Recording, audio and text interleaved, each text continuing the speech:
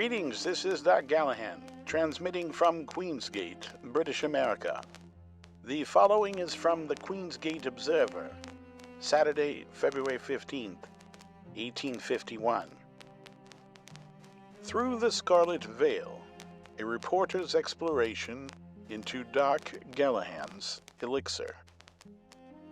In my extensive tenure as a reporter for this esteemed publication, I have never encountered an individual as fervently dedicated to his work, nor as insufferably odd, as the young Dr. Silas Doc Galahan. He emerges as an extraordinary force, wholly committed to unraveling a solution for one of the most pervasive tragedies of our era, the scarcely acknowledged affliction plaguing households throughout our illustrious British Empire, the laudanum epidemic. Yet more than the laudanum crisis captures the attention of this daring doctor. Doc Galahan also posits that he may hold the key to unlocking the minds of the tortured denizens filling our asylums. He claims to assist alienists with a serum capable of delving into the recesses of those afflicted souls, bringing forth concealed truths hidden beneath the veil of madness. Some may dismiss these assertions as grandiose, but having spent an evening with the man, I find myself still grappling to articulate the exceptionally peculiar experience I underwent. Our meeting commenced amicably enough, as I was welcomed into Doc's impressive lab at 907 Ira Alley. Adorned with scientific equipment of his own design and artifacts from his days as a young surgeon aboard Her Majesty's ship, the Black Lotus, the space set the stage for our discourse. Seated at Doc's desk, our pleasantries were brief, for the good doctor promptly delves into the heart of the matter. He told me of the work of one Dr. Pierre Ordinaire, a French doctor hailing from Couvet, Switzerland, circa 1792. Doc elaborated. Dr. Ordinaire devised a versatile solution, a distilled spirit derived from Artemisia absinthium, commonly recognized as wormwood. What captivates me about this elixir, and of which I've had a chance to partake on occasion, is its recent administration to French soldiers engaged in the Algerian conflict. This elixir is prescribed to combat malaria and dysentery, and has shown some noteworthy success.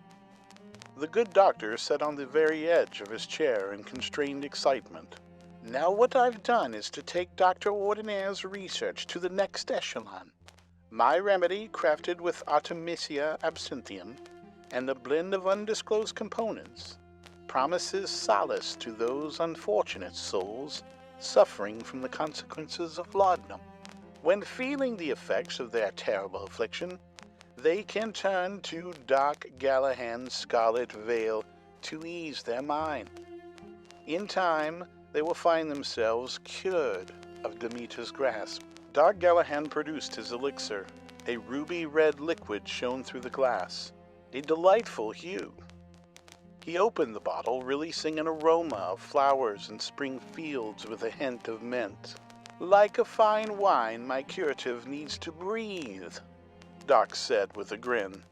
That is rather astonishing, Doc, I exclaimed, unsure if I had ever smelled anything quite like it. Certainly nothing that invaded the senses in such a robust and pleasant manner. Would you like to try it?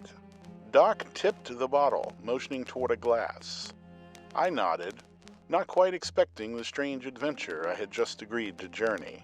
Now there are two ways one can partake, Doc explained with great enthusiasm. I realized he had waited some time for this moment. Suddenly, I understood. I was an experiment.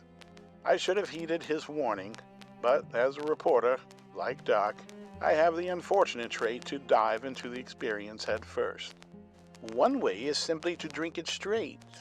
The second and most wise is to drink it with frigid water, dripped slowly into a glass over a sugar cube. diluting the recipe but calling out the subtle flavors. Faced with these options and with fire in my belly, I went for option 1. "Straight down the hatch and through to the next morning," I exclaimed. Doc grinned. "Brave man. But I must advise you, as a licensed physician of the Royal Medical Society, this is no mere drinking session. You will confront the inner self with the Scarlet Veil.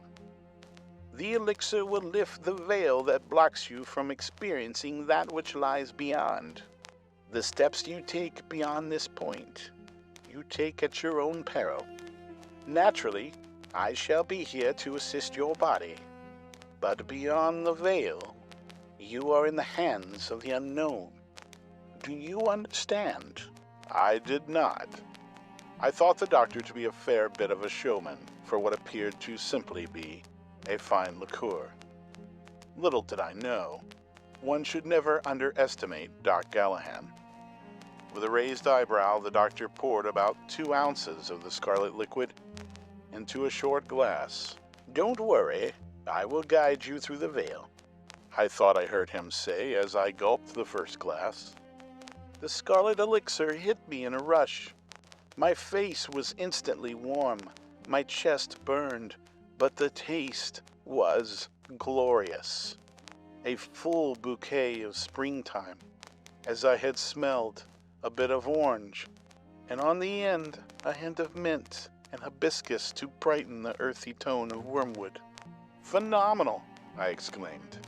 I could see this as a fine alternative to laudanum, for it provided the opposite effect, energizing one rather than taking them low into a wistful stupor. That was my first impression of Doc Galahan's demon liquid. Yet Doc rightfully cautioned, "Go easy. 3 or 4 glasses is all you need. Nurse it rather than throwing it back.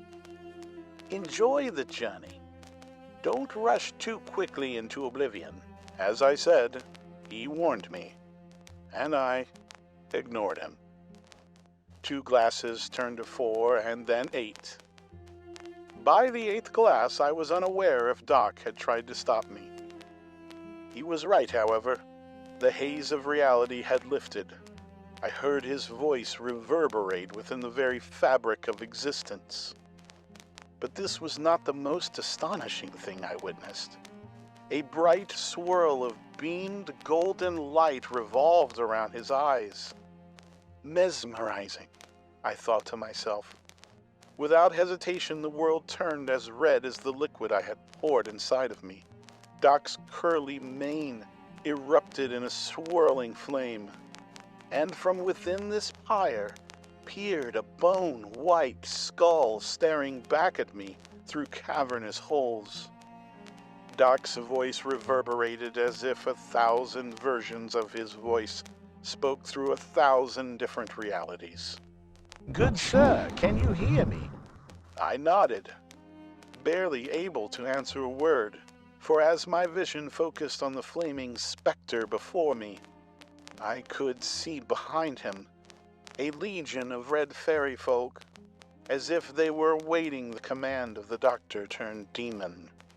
The remaining evening was a blur of lights and the foreboding feeling that the world we inhabit is not as it seems. That just below the surface, a haunting revelation awaits to rouse us from blind ignorance. Was I mad?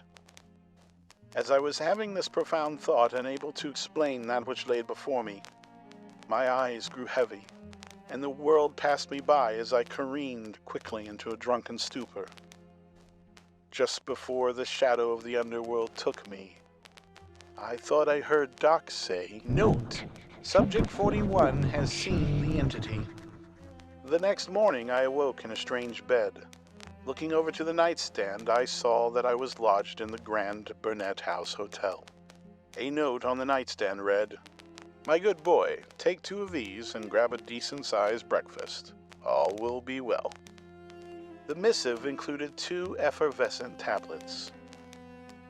I must say, that while I believe the doctor's intentions were pure, and it was my own taste for adventure that got the better of me, should you ever find yourself in front of a glass of Doc Galahan's Scarlet Veil, enjoy an ounce. Only 1 ounce. For more than that will open the doors of perception you would be wise to keep locked.